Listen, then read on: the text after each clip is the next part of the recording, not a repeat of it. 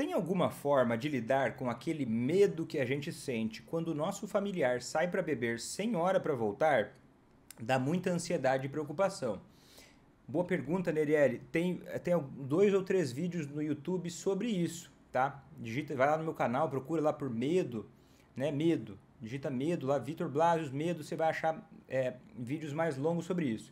Mas de uma forma mais direta aqui agora, eu vou explicar em linhas gerais, né? Enquanto você não assiste esse outro conteúdo que eu estou te recomendando, é o seguinte: em parte, esse medo que você tem do seu familiar que sai sem saber que horas vai voltar, ele não tem como ser eliminado 100%. Por quê?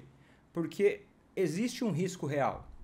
Então, ter medo perante a um risco real é natural. Isso significa que você está viva. Então, não tem como ele eliminar esse medo.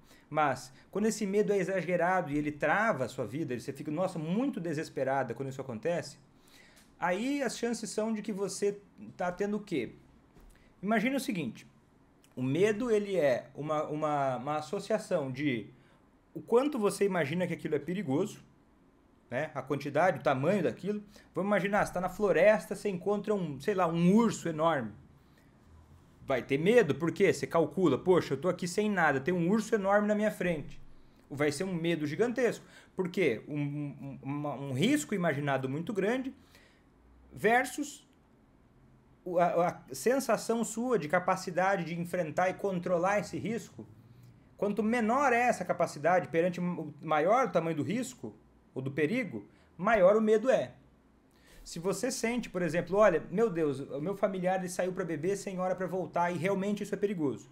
Se você não entende sobre a doença, se você não sabe como lidar com o alcoolismo, se você não tem nenhum plano de como fazer isso, se você não tem clareza de quais passos você tem que tomar para poder mudar essa realidade, é natural que você vai ficar assoberbada, você vai ficar mal.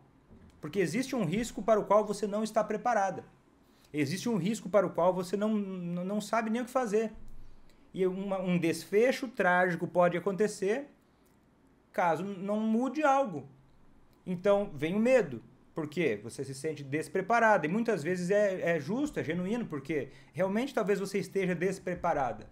E aí qual que é um dos caminhos para você melhorar o teu medo e se sentir mais bem consigo mesma?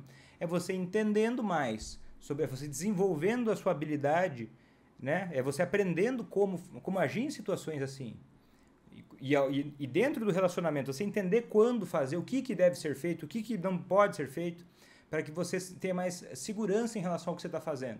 E aí, mesmo no momento ruim, quando a pessoa tem clareza sobre como lidar com uma situação, mesmo no momento ruim, você é capaz de manter um pouco mais de calma. Eu falo bastante isso para os meus alunos do curso ACA, que é o seguinte: imagina uma arte marcial. Eu falo bastante do jiu-jitsu porque é uma arte marcial que eu pratiquei muitos anos. E o que acontece? Quando você é faixa branca, você está começando, se você está lutando com alguém, você fica numa posição desfavorável, a tendência é você ter mais medo. Porque você olha e pensa, estou desfavorável, eu vou perder, né? Eu vou me dar mal nessa luta. Agora, se você é um pouco mais graduado, você tem mais experiência, você pode estar numa situação ruim, desvantajosa, mas você ainda assim consegue manter a calma, porque você sabe que você não é uma vítima desamparada. Você sabe que você tem mais clareza do que você pode fazer. Você sabe que você não está totalmente vulnerável, por mais que você está em desvantagem agora. E isso vai dando uma paz de espírito maior para você encarar essa batalha. Tá entendendo? É esse preparo. Só que isso se consegue como? Se preparando, né? Buscando conhecimento, aprimorando suas habilidades. As capacidades nossas emocionais, né? Tem gente que fala, Vitor, eu não tenho muita paciência, eu fico com muita raiva, eu sou uma pessoa muito estourada. E eu quero te dizer que, inclusive, é o que dizem pesquisas há muitos anos de neurociências, né? Que mostram que o nosso cérebro, ele é como se fosse um músculo. Quanto mais você busca se aprimorar em habilidades emocionais, por exemplo, mais você vai ser apto a fazer aquilo. Menos difícil vai parecer. Por quê? Porque você vai estar com áreas do cérebro responsáveis pelas emoções mais fortalecidas. Por quê? Porque você praticou, né? Isso é neuroplasticidade.